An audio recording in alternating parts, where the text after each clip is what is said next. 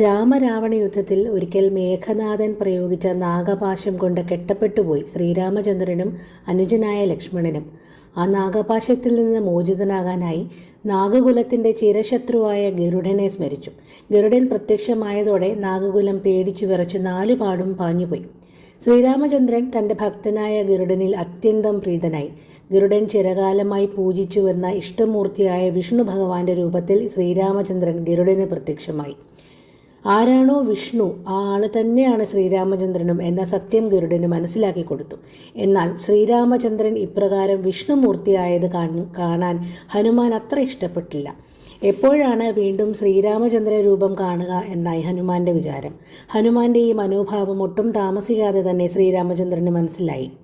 ഗരുഡനെ യാത്രയാക്കിയത് ശേഷം ഒട്ടും താമസം കൂടാതെ രാമരൂപം ധരിച്ചുകൊണ്ട് ഹനുമാനോട് ചോദിച്ചു, വത്സ, എൻ്റെ വിഷ്ണുരൂപം കണ്ടിട്ട് നിനക്ക് ഈ ഭാവമാറ്റം വരാൻ കാരണമെന്താണ്? നീ മഹാജ്ഞാനിയല്ലേ, നിനക്കറിയാത്തതൊന്നുമില്ല. രാമൻ തന്നെയാണ് വിഷ്ണുവെന്ന് നിനക്കറിയില്ലേ? ഹനുമാൻ വിനീത ഭാവത്തോടെ പറഞ്ഞു. സത്യം തന്നെ, ഒരേ പരമാത്മാവ് തന്നെ രണ്ടു രൂപത്തിലും. അക്കാരണത്താൽ ശ്രീനാഥനും ജാനകീനാഥനും തമ്മിൽ ഭേദമില്ല.